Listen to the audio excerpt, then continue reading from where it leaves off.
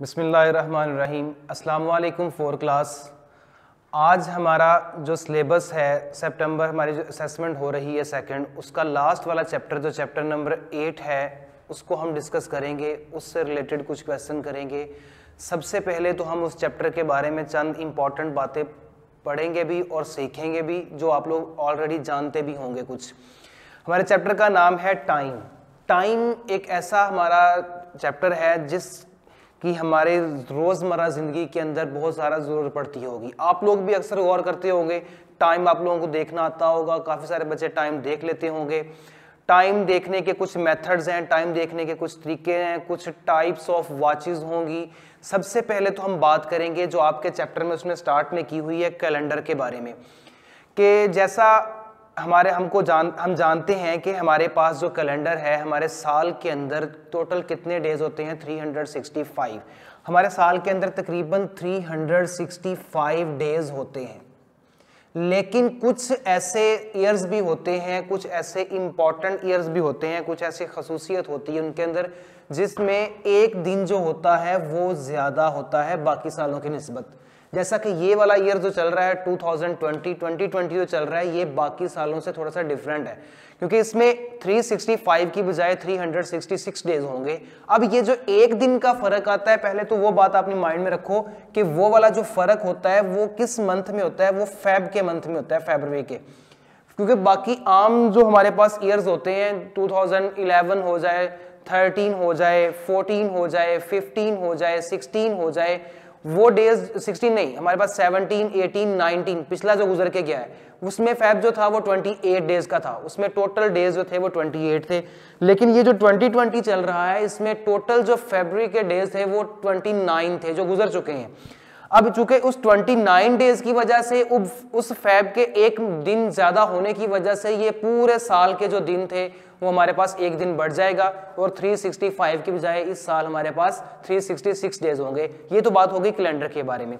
थोड़ा सा बताऊं कि अगर ये 366 वाले डेज कौन से होते हैं और 365 वाले ईयर्स कौन से होते हैं, तो हमारे पास ये जो 366 वाले ईयर्स होते हैं, जैसा कि 2004 हमारे पास 366 वाला था जो पीछे गुजर चुके हैं, 2000 भी हमारे पास 366 वाला था, 2004, 2008, 2012, 2016, 2000 एंड आगे जा रहा है 20। यानी कि मैं बोल रहा हूं 2008, आगे फिर 2012, 2016, 2020 और आगे जब जाएगा तो 2024, फिर आगे जाएगा तो 2028। आप लोगों को एक बात बताना चाहता हूं, एक सीक्वेंस हो सकता है आप लोगों को नजर आ रही हो कि ये वाले जो ईयर्स हैं, पहली बात तो ये कि इनको क्या कहेंगे। ये वो वाले ईयर्स हैं जिनमें 365 डेज नहीं होंगे, 366 डेज होंगे। These years are called the leap years. पहली बात तो ये इनका नाम क्या है, ये आपने याद रखना है, ये लीप ईयर्स कहलाते हैं। लीप ईयर्स कौन से होते हैं? अगर आप लोग शॉर्टकट में उसको बताना चाहो कि भाई लीप ईयर कौन से होते हैं, तो लीप ईयर्स वो वाले होंगे जो 4 के मल्टीपल्स होंगे, जो 4 पे डिवाइड हो सकते होंगे। लाइक यही था, ये 4 पे डिवाइड हो सकता है, ये भी 4 पे डिवाइड हो सकता है, ये भी 4 पे डिवाइड हो सकता है, ये भी।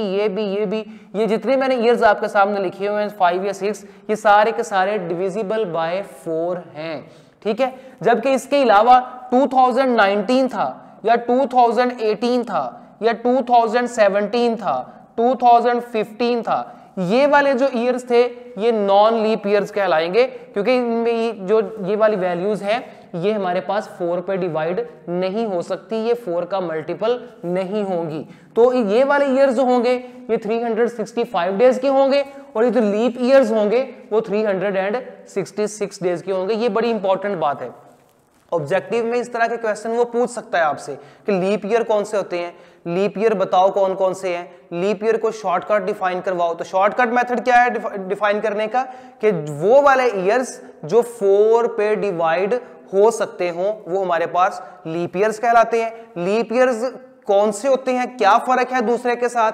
लीप ईयर्स का ये फर्क है कि बाकी आम सालों में हमारे पास जो डेज होते हैं वो 365 होते हैं, और जो लीप ईयर्स होते हैं उनमें हमारे पास डेज जो होंगे वो 366 होंगे। तो कौन से मंथ की वजह से लीप ईयर जो है वो बाकियों से डिफरेंट है? तो ये फरवरी वाला मंथ है, जिसमें आम ईयर्स की निस्बत जो लीप ईयर होता है उसमें 29 डेज होते हैं। तो पहला टॉपिक तो आपका ये वाला है लीप ईयर्स के बारे में। पेज नंबर 46 के ऊपर आपको क्वेश्चन उसने दिया हुआ है, क्वेश्चन नंबर 1, उसमें जस्ट उसने यही बात कही हुई है कि आप लोग लीप ईयर को फाइंड करो। ईयर्स आपको कुछ दिए हुए हैं और उनमें से जो लीप ईयर्स हैं वो बताओ कौन कौन से हैं, और ये जो थ्योरी आपके सामने लिखी हुई है उसने पेज नंबर 45 और 46 के ऊपर, ये आप लोगों ने अच्छी तरह से पढ़ लेनी है। अब आ जाती है बात टाइम की, जो हमारा चैप्टर का नाम है, जो बेसिक हमारा आज का टास्क है टाइम। टाइम हमारे पास फाइंड करने के दो तरह के तरीके हैं। हमारे पास दो तरह की घड़ी होती है, दो तरह की वॉचेस होती हैं। एक का नाम, दो तरह के क्लॉक होते हैं, एनालॉग वॉच, एनालॉग, और दूसरी है डिजिटल। एक है एनालॉग वॉच और दूसरी है डिजिटल वॉच। ये हमारे पास क्या है? Digital. Analogue watch, analogue clock, या फिर दूसरी है डिजिटल क्लॉक। एनालॉग क्लॉक कौन सा होता है? पहले तो ये सुनिए कि एनालॉग क्लॉक कौन सा है। एनालॉग क्लॉक हमारे पास वो वाला वॉल क्लॉक जो आपके घरों में लगे होंगे, जिसमें 3 तरह के हैंड्स होते हैं, 3 तरह की नीडल्स होती हैं, मोस्टली जो सर्कल में आपके दीवारों पे लगे होते हैं, उसमें इस तरह और इस तरह। यहाँ पे 12 होता है, 1 2 3 4 5 6 7 8 9 10 11 एंड 12। ये इस तरह का जो क्लॉक है ये हमारे पास एक एनालॉग क्लॉक है। और दूसरे जो हमारे पास कुछ छोटी छोटी घड़ियां आप लोगों ने देखी होंगी, या मोबाइल पे जो टाइम आता है आपका डिजिटल, उसमें डिजिट्स शो करवा रहा होता है, वो हमारे पास डिजिटल क्लॉक होता है। यानी जो आपकी हैंड वॉच भी होती है मैक्सिमम वो डिजिट्स आ रहे होते हैं उसके ऊपर, 12 समथिंग ऐसे आ रहा होता है। तो इन दोनों क्लॉक में फर्क क्या है एनालॉग में और डिजिटल में?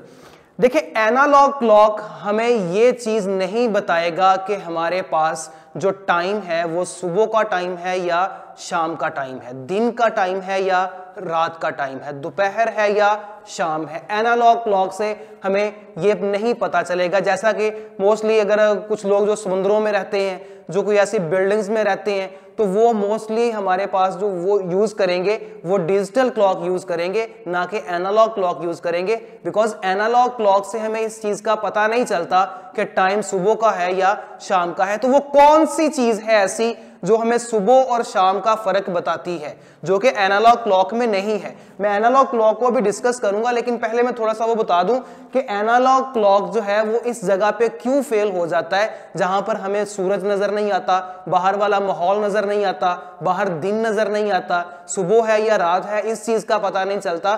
तो एनालॉग क्लॉक जो है वो क्यों फेल हो जाता है वहां पर, जबकि डिजिटल क्लॉक जो है उसमें ऐसी क्या खसूसियत है, ऐसी क्या खासियत है कि वो हमें इस चीज के बारे में बता देगा कि टाइम सुबह का है या टाइम शाम का है। तो वो एक चीज है आप लोगों ने देखनी है। डिजिटल क्लॉक के अंदर हमारे पास जब आप लोगों का टाइम चल रहा हो, अगर आप लोग गौर करें तो मोबाइल देखकर अगर आप लोग देख ले तो वहां पर भी टाइम के बारे में उसने थोड़ा सा, अगर आपके घरों में कोई घड़ी होगी तो उसको देखिएगा, मोबाइल होगा तो उसको देखिएगा। तो दो तरह के हमारे पास साइन आ रहे होते हैं। तो एक होता है AM, स्मॉल लेटर्स में लिखा होता है AM, एक होता है PM। ये AM और PM है क्या? इसका मतलब ये है कि एंटी मेरिडियम और दूसरा है पोस्ट मेरिडियम। ये है क्या चीज? अगर इसको ब्रीफली डिटेल के साथ आप लोग पढ़ना चाहो तो ये हमारे पास जो एक वर्ल्ड मैप होता है ना, दुनिया का जो एक नक्शा होता है, उसके ऊपर एक लाइन होती है, बाउंड्री लाइन, उसकी एक साइड पे AM होता है, एक साइड पे PM होता है। जब वो घूम रही होती है, हमारा जो वर्ल्ड वाला जो हमारा जो ये वर्ल्ड है वो राउंड सर्कल में घूम रही होती है, तो सूरज जो होता है जब उसके सामने जो वाली चीज आ जाती है AM आ जाता है, तो फिर वो दिन हो जाता है, फिर वो जब उससे हट के दूसरी साइड पे चला जाता है तो वो PM यानी PM वो रात हो जाती है। तो इस AM फॉर एंटी मेरिडियम आपने याद रखना है, ये भी हमारे पास ऑब्जेक्टिव में आ सकता है कि AM जो है वो हमारे पास एंटी मेरिडियम है और PM जो है वो हमारे पास पोस्ट मेरिडियम है। रात के जब 12 बजते हैं, रात के 12 बजकर जब 1 मिनट होता है, तब से लेकर दोपहर के जब 12 बजते हैं, 12 बजने से 1 मिनट पहले तक हमारे पास जो डिजिटल वॉच है वो हमें AM ही शो करवाएगी, एंटी मेरिडियम ही शो करवाएगी। जबकि दोपहर जब 12 बजेंगे, 12 बजने के फौरन बाद 12:01 से लेकर रात के जब 12 बजने से 1 मिनट पहले तक हमारा जो डिजिटल वॉच है वो हमें PM ही शो करवाएगा, यानी कि पोस्ट मेरिडियम ही शो करवाएगा। वो शाम का टाइम ही हमें नजर आएगा, वहां पर उस वक्त दिन जो है वो गुजरता हुआ नजर आएगा। टाइम के मुताबिक जैसे जैसे टाइम गुजरता जाएगा वैसे वैसे सूरज जो है वो गुरूब होने की जानिब बढ़ता चला जाएगा। दोपहर के 12 बजेंगे, PM स्टार्ट हो जाएगा। 12:10, 12:50, 1 बज जाएगा, 2 बज जाएगा, 3 बज जाएगा, ऐसे ऐसे सूरज जो है वो भी हमारा गरूब आफ्ताब की तरफ वो मूव करना शुरू कर देगा। तो फिर ऐसे ही हमने क्या 5 बज जाएंगे, 6 बज जाएंगे, 7 बज जाएंगे, अंधेरा होना शुरू हो जाएगा, तो वो PM ही रहेगा। जबकि रात के जब 12 बज जाएंगे तो फिर वो AM अपनी जो डिजिटल वॉच होगी वो हमें AM शो करवाना शुरू कर देगी। जबकि एनालॉग वॉच जो है ऐसी सिग्निफिकेशन, ऐसा कोई रिप्रेजेंटेशन AM और PM का हमारी एनालॉग वॉच के अंदर नहीं होता। एनालॉग वॉच को अगर मैं थोड़ा सा डिस्क्राइब करूं तो एनालॉग वॉच में 3 तरह के हैंड्स होते हैं। एक होता है सबसे बड़ा, बिग हैंड होता है एक सबसे बड़ा, और एक होता है थोड़ा सा उससे छोटा, मिडल दरमियान में होता है, और एक होता है सबसे छोटा। अब ये जो सबसे बड़ा होता है इसकी निशानी ये है कि ये थोड़ा सा थिन भी होता है, थोड़ा सा बारीक होता है, और बाकी दोनों से ये मूविंग फास्टर होता है, दूसरों से ज्यादा तेज मूव कर रहा होता है। अब ये वाला जो हमारे पास टाइम होता है ना, हैंड होता है, ये जो मूविंग फास्टर होता है, थिन होता है और लार्ज होता है। 3 इसके में सिग्निफिकेंस है। एक तो सबसे बड़ा होगा, दूसरा दोनों से फास्ट मूव कर रहा होगा, और तीसरा ये कि ये दोनों से थिन होगा यानी कि बारीक होगा। तो ये वाला जो हैंड होता है ये हमारे पास सेकंड हैंड होता है। सेकंड वो सेकंड्स को रिप्रेजेंट कर रहा होता है। जबकि जो मिडिल हैंड होगा, दरमियान वाला होगा, उसको वो होगा ऐसा कि हमारे पास वो जो सबसे बड़ा होगा उससे कम फास्ट मूव कर रहा होगा, उससे थोड़ा सा स्लो मूव कर रहा होगा, थोड़ा सा नहीं काफी सारा। जिस तरह हमें सेकंड्स वाला मूव करता हुआ नजर आता है ना, कभी वो टिक लगा रहा होता है, ऐसे ऐसे मूव कर रहा होता है, लेकिन हमारे पास जो मिनट्स वाला होता है ऐसे हमें वो गौर करने से, ज्यादा गौर करने से तो पता चल जाएगा कि इसने मूव किया है एक दफा, लेकिन वो अगर फ्रीक्वेंटली इस पर नजर डाले तो 1-2 सेकंड के लिए तो हमें पता नहीं चलेगा कि वो जो हमारा मिनट्स वाला हैंड है वो भी मूव कर रहा है। जबकि जो सबसे छोटा होता है हैंड, सबसे स्मॉल होता है हैंड, वो हमारे पास जो है ये एक, हमारे पास ये वाला हैंड जो है सबसे छोटा, ये आर्स वाला हैंड होता है, जो कि सबसे कम, सबसे स्लो मूव कर रहा होता है। क्यों? इसकी वजह क्या है? ये जो सबसे बड़ा हैंड है ना, सबसे बड़ा हैंड, जिस तरह हमारे पास अगर क्लॉक के अंदर मैं आपको शो करवाऊं कि हमारा जो क्लॉक है इसमें अगर आपको नजर आ रहा होगा तो ये देखें, ये इसके अंदर 3 हैंड्स आपको नजर आ रहे हैं। एक जो है वो सबसे ज्यादा तेज मूव कर रहा है, ये जो, और गौर करें ये बाकी दोनों की निस्बत थिन भी है, बारीक भी है। इसकी मैंने 3 निशानी आपको बताई थी, क्या क्या? एक तो ये कि ये तीनों में सबसे बड़ा ये वाला है, ठीक है, और दूसरा ये तीनों में सबसे बारीक ये वाला है, ये भी बात भी ठीक है, और तीसरी बात ये कि ये हमारे पास मूविंग फास्टर है। अगर आप लोग गौर करें तो ये यहां पर था जब मैंने आपको दिखाना शुरू किया, तो ये थोड़ी थोड़ी सी बात करते हुए यहां से यहां तक पहुंच गया, और ये चंद ही लम्हों में ये हमारे पास एक सर्कल जो है वो कंप्लीट कर लेगा। अब टाइम देखना हमने कैसे है, पहले तो ये बात गौर करें। जब हमने टाइम देखना है तो हमने ये जो मूविंग फास्टर वाला है ना हैंड, इसको, इस पे ज्यादा हमने फोकस नहीं करना, इसको ज्यादा हमने गौर से नहीं देखना। इसकी वजह ये है कि ये सेकंड्स वाला है। कभी आप लोगों ने क्या, आपने कभी घर में कभी सुना है कि 8:20 और 5 सेकंड में ये काम होगा, या आपका स्कूल जो लगेगा वो 8:10 पे लगेगा? नहीं, सेकंड्स को मोस्टली हम डिस्कस नहीं करते। जो चीज डिस्कस की जाती है, जो यूनिट डिस्कस किए जाते हैं, ये बात नहीं माइंड में रखें कि हमारे पास टाइम के जो वो 3 बेसिक यूनिट होते हैं, एक आवर्स होते हैं, एक मिनट्स होते हैं, और एक हमारे पास जो होते हैं वो सेकंड्स होते हैं। तीनों में जो हम मोस्टली यूज करते हैं वो आवर्स एंड मिनट्स ही हैं। जिस तरह ये हमारा बड़ा हैंड मूव कर रहा है, ये सेकंड वाला है। जब ये एक पूरा सर्कल लगाएगा तो ये हमारे पास टोटली 60 सेकंड्स में एक दफा ये राउंड पूरा करेगा, 60 सेकंड्स के अंदर। जब एक राउंड इसका पूरा हो जाएगा, इसका मतलब ये होगा कि वो 60 सेकंड्स है। और दूसरी बात भी गौर कर ले,